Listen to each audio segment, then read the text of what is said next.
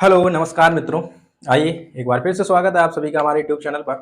हर रोज की तरह आज भी एक छोटा सा वीडियो लेकर के आए जिसमें आपका क्लास 12 फिजिक्स का सेकंड चैप्टर का आज का टॉपिक रहने वाला है आपका विद्युत धारिता। विद्युत धारिता क्या होती है? शुरुआत में आपने चैप्टर का नाम जो है विद्युत विभव और धारिता को लेकर के था। आपने विद्युत विभव के बारे में पढ़ा हुआ है। इसमें हमने विद्युत विभव क्या होता है उसकी परिभाषा, विमा सूत्र, उसके बाद विद्युत विभवांतर क्या होता है, फिर विद्युत विभव और क्षेत्र की विद्युत क्षेत्र जो होता है उसकी परिभाषा को लेकर के संबंध कराए हुए हैं। इसके बाद और भी बहुत सारे टॉपिक इसमें आपने किए हुए हैं। सारे के सारे आपके वीडियो अवेलेबल हैं हमारे चैनल पर। आप सारे के सारे वीडियोस देख सकते हैं, आपको पूरा सिलेबस मिल जाएगा इस पर। चलिए आज की क्लास शुरू करने से पहले आप चैनल को, अगर आप नए हैं तो सब्सक्राइब कर लीजिए, और यदि आप पहले से जुड़े हुए हैं तो आप वीडियो को शेयर करें। उसके बाद आइए आगे बढ़ते हैं। आज का टॉपिक रहने वाला है विद्युत धारिता। विद्युत धारिता क्या होती है? देखिए, विद्युत धारिता की परिभाषा को लेकर के अगर आप बात करेंगे तो विद्युत धारिता की परिभाषा क्या होती है उस पर बात करते हैं। फिर उसके बाद पूछा जाता है उसका सूत्र क्या होता है, विमा, मात्रक, वही सारी चीजें जो आप पीछे पढ़ी हुए हैं। जैसे विभव के लिए वैसी धारिता के लिए भी होती है। इस पे बहुत सारे न्यूमेरिकल भी आपके बनते हैं। जैसे आपने पीछे क्लास 10th में विद्युत प्रतिरोध पढ़ा हुआ था, प्रतिरोध को लेकर के जैसे आपके डायग्राम वाले क्वेश्चन जो हुआ करते थे, वही इसमें भी है, लेकिन प्रतिरोध और धारिता को लेकर के कुछ चीजें अलग हैं। वहां पर श्रेणी क्रम समांतर क्रम का जो क्रम था, यहाँ पर जस्ट अपोजिट हो जाता है धारिता को लेकर के।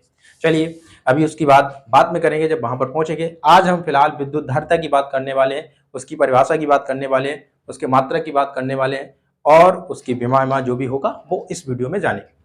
चलिए परिभाषा पे बात करें। परिभाषा आप कैसे लिखेंगे कि विद्युत धारिता क्या होती है?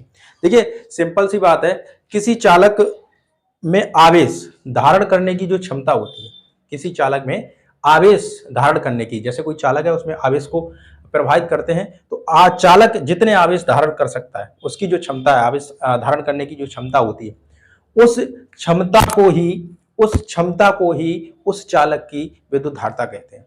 क्या? किसी चालक में आवेश को धारण करने की क्षमता को ही उस चालक की विद्युत धारिता कहते हैं। यही सिंपल सी इसकी परिभाषा है। तो आप इसकी परिभाषा नोट कर लीजिए। क्या? किसी चालक में आवेश धारण करने की क्षमता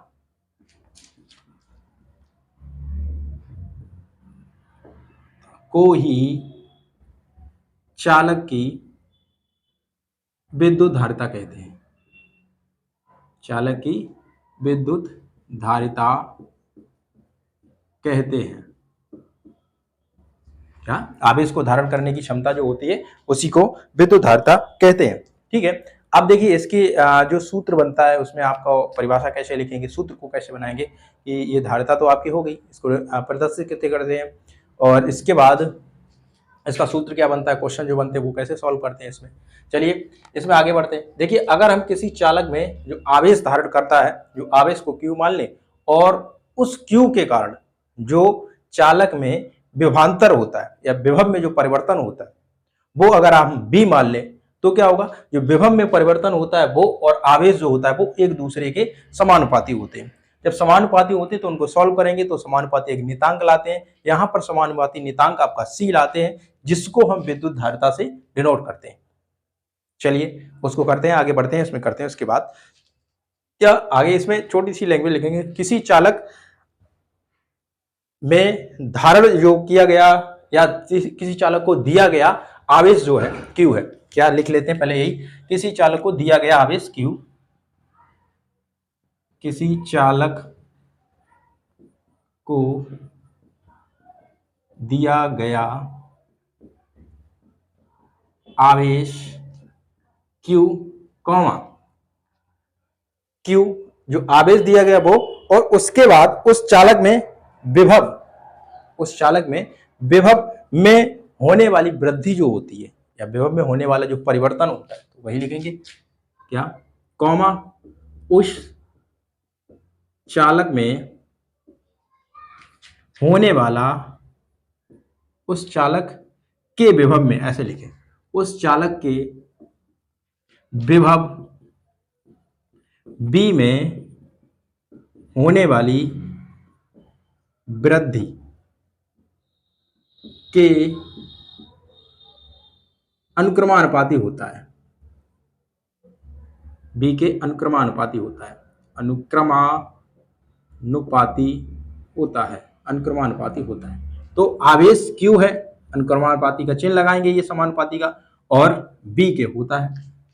ये किसके होता है? बी के होता है। तो इसको इधर लिखते हैं थोड़ा साइड पे, बी के। अब क्या करेंगे?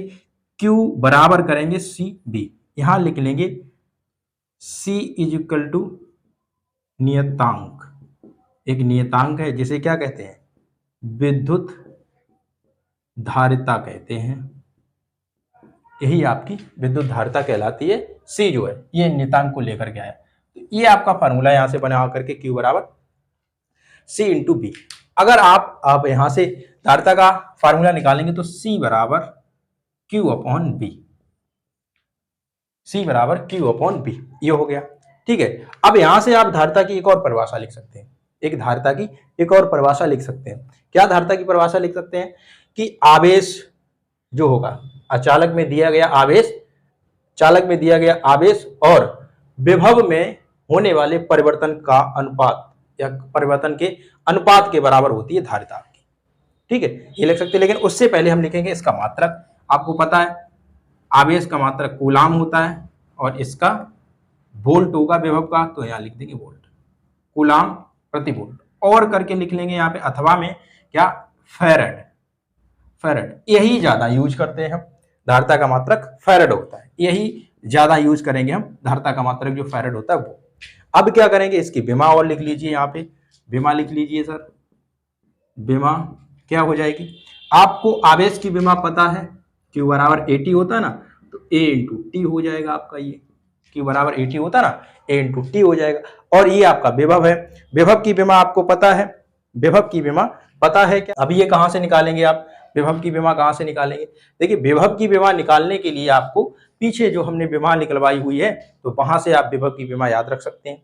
ठीक है, नहीं तो हमने विभव का जो आपको सूत्र लिखाया आप वहां से निकाल सकते हैं। चलिए लिख लीजिए पहले इसकी विमा, उसके बाद सॉल्व करते हैं। विभव की विमा क्या होती है? ml square T minus three A minus one, ml square T minus three A minus one इसकी विमा होती है। तो इसकी विमा लिख लेंगे आप क्या? ml square T minus three A minus one, ये हो जाएगी आपकी विमा। ठीक है, T minus three A minus one. ठीक, अब क्या करेंगे? इस विमा को लेकर के जाएंगे ऊपर, तो ये सारे साइन इसके बदल जाएंगे। ठीक है, सारे साइन क्या होंगे? बदल जाएंगे। तो जब साइन बदलेंगे तो आप इधर लिखेंगे, देखो क्या, यहां लिखते हैं इसको ए टी एम एल की पावर माइनस टू, टी की पावर थ्री हो जाएगी, ए की पावर वन हो जाएगी। ठीक है, अब देखेंगे ये ए और ये ए तो स्क्वायर हो जाएगा यहाँ पे, ए टू टी यहाँ पर प्लस है, ये वन हो जाएगी, यहाँ पे फोर हो जाएगा, तो इसको फोर यहीं लिखते हैं। अच्छा, एम को पहले लिख लीजिए आप, माइनस वन, इसके ऊपर माइनस वन हो जाएगा, M inverse A two T four, और आपका ये हो जाएगा एल की पावर माइनस टू। ये आपकी विमा निकल करके आ जाएगी। हाँ, इसे चाहो तो आप ऐसे लिख सकते हो, एल को यहाँ लिख लीजिए और ए को बाद में लिख दीजिए, बाद में ये विमा निकल करके आएगी। M inverse T minus two T four A की पावर दो, ये निकल करके आ जाएगी आपकी विमा, विद्युत धारिता की विमा निकल करके आ जाएगी।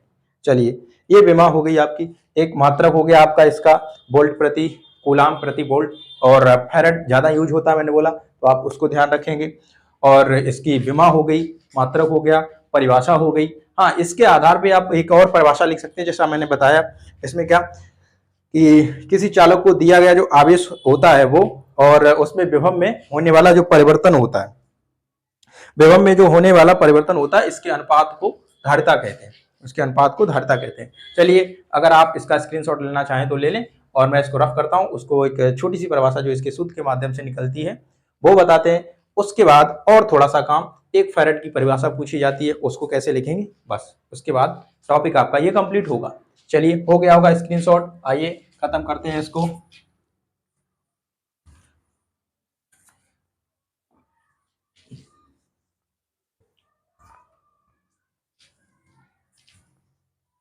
देखिए लिखेंगे यहाँ पे वो परिभाषा क्या लिखेंगे, क्या अथवा में लिख लेंगे, ये किसी चालक को दिए गए आवेश तथा विभव में परिवर्तन के अनुपात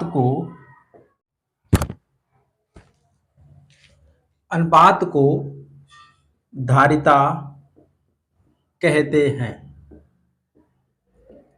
ये आपकी परिभाषा सूत्र के माध्यम से लिखी हुई है, जो अभी आपने सूत्र लिखा हुआ था C बराबर Q/B। ठीक है, ये बनता है। इसके बाद आपसे इसमें एक छोटी सी और परिभाषा पूछी जाती है, वो होती है आपकी 1 फैरेड की। चलिए, इसका मात्रक मैंने आपको फैरेड बताया था, फैरेड। ठीक है, अब आप इसमें क्या करेंगे, फैरेड। यदि हम विभव को 1 वोल्ट मान लें और आवेश को भी 1 कूलाम मान लें, तो इसमें से जो धारिता होगी वो 1 फैरेड निकलेगी। इसमें परिभाषा पूछी जाती है 1 फैरेड की। क्या करेंगे, तो हम इसमें कर सकते हैं क्या, इसमें अगर दिए गए आवेश चालक को वो आपका 1 कूलाम हो और उसमें उसके विभव में होने वाला परिवर्तन भी 1 वोल्ट हो, तो आपकी जो धारिता निकलेगी वो 1 फैरेड निकलती। यही 1 फैरेड की परिभाषा होती है। आप लिख सकते हैं इसमें क्या, यदि चालक को दिया गया आवेश 1 कूलाम, दिया गया आवेश 1 कूलाम और विभव में परिवर्तन 1 वोल्ट हो, तो धारिता 1 फैरेड होगी। ये आपकी 1 फैरेड धारिता की परिभाषा हो जाएगी। ये आपके 1 फैरेड की धारिता जो होगी उसकी परिभाषा हो जाएगी। आपने इस वीडियो में विद्युत धारिता क्या होती है, उसकी परिभाषा कैसे आप लिखते हैं, उसको समझा। उसके बाद उसका सूत्र कैसे निकालते परिभाषा के आधार पे, क्या उसने परिभाषा बताई। उसके बाद एक सूत्र जो आपका निकलता है C बराबर Q/V, उसके आधार पर परिभाषा एक दूसरी कैसे लिखते हैं सूत्र के आधार पे। वो क्या होता है, आपके आवेश और विभव जो होता है उसके अनुपात के बराबर होता है धारिता। फिर उसमें आपका जो मात्रक निकलता है फैरेड, उसमें मैंने बताया 1 फैरेड की परिभाषा आप कैसे लिख सकते हैं। उसमें यदि हम आवेश और विभवांतर दोनों को एकांक मान लेते हैं तो आपकी धारिता 1 फैरेड हो जाएगी। चलिए, आज का टॉपिक आपका फिलहाल इतना ही, यही कंप्लीट होता है। और उम्मीद करते हैं आपको यह वीडियो समझ में आया होगा। इस वीडियो में जो भी चीजें बताई आपको अच्छा लगा होगा आपको। चलिए, और फिलहाल आज के लिए इतना ही, और मिलते हैं एक नए टॉपिक के साथ नए वीडियो में। हाँ, चैनल को शेयर करिए, इष्ट मित्रों के साथ भेजिए, ताकि मेरे अंदर भी ऊर्जा आती रहे आपके ऐसे ही वीडियो करने के लिए। चलिए ठीक है, धन्यवाद। मिलते हैं नए वीडियो में नए टॉपिक के साथ, तब तक के लिए धन्यवाद।